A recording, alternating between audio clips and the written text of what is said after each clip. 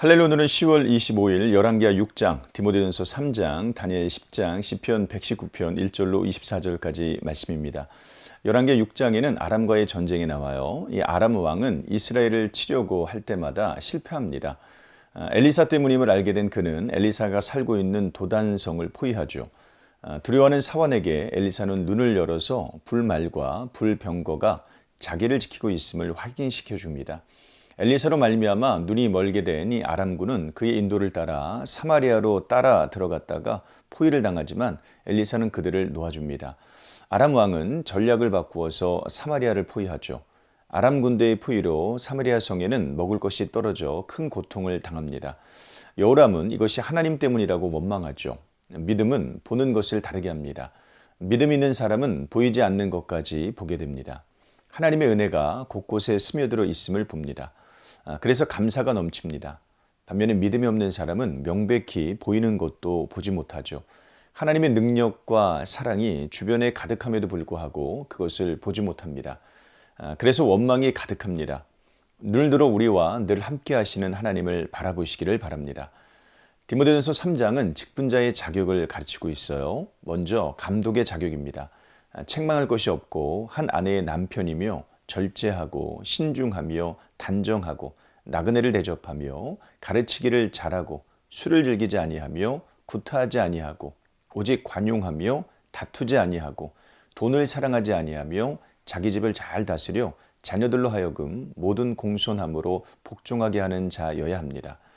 다음으로 집사의 자격이에요. 정중하고 일구이원을 하지 아니하며 술에 임박히지 아니하고 더러운 일을 탐하지 아니하며 깨끗한 양심에 믿음의 비밀을 가진 자여야 됩니다.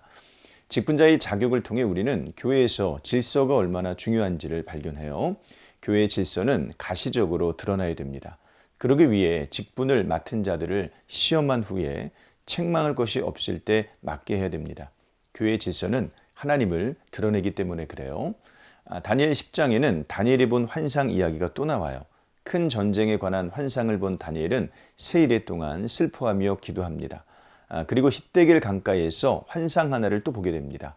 천사 한 명이 와서 역사의 뒤편에 있는 영적 전쟁을 알려주는데 바사 군주와의 싸움과 헬라 군주와의 싸움을 언급합니다. 보이는 것이 전부가 아니에요. 눈에 보이는 권력이 전부가 아니고 눈에 보이는 현상이 또 전부가 아닙니다. 하나님은 보이지 않는 세상에서 보이는 세상을 통치하고 계십니다. 믿음은 보이지 않지만 분명히 존재하시는 하나님을 바라보는 것입니다. 그러므로 믿음 있는 사람은 세상을 두려워하지 않습니다. 시편 119편 1절로 24절은 율법을 따라 행하는 자들에게 복이 있다고 말합니다. 보이지 않는 하나님은 보이는 말씀을 통해 당신의 백성들을 통치하십니다. 따라서 하나님의 백성들은 그분의 말씀에 순종합니다. 그 말씀은 하나님을 보여주기 때문이죠. 반면에 교만한 자들은 주의 말씀을 떠납니다. 그들은 보이는 것에만 연연하기 때문에 보이지 않는 하나님을 우습게 여깁니다. 그래서 주의 말씀에 전혀 관심이 없어요.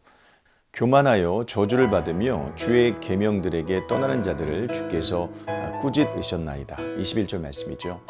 그러나 하나님을 믿는 자들은 이 세상의 온갖 비방에 흔들리지 않고 주의 교훈을 힘써 지키고 있습니다. 오늘 하루도 이런 삶 사시기를 주님의 이름으로 축복합니다. 고맙습니다.